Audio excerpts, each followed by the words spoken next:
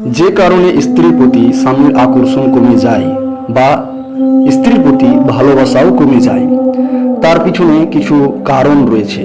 যেসব কারণগুলির মধ্যে হলো, স্বামী যা বোঝায় স্ত্রী তার উল্টোটা করে।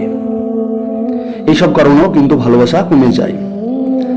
স্বামীর মুখে মুখে তর্ক করলে, আমরা নর্মালি তো দেখি যে স্ত্রী স্বামীর সঙ্গে তর্ক করে, যেটা কোনো ছেলেই পছন্দ করে না।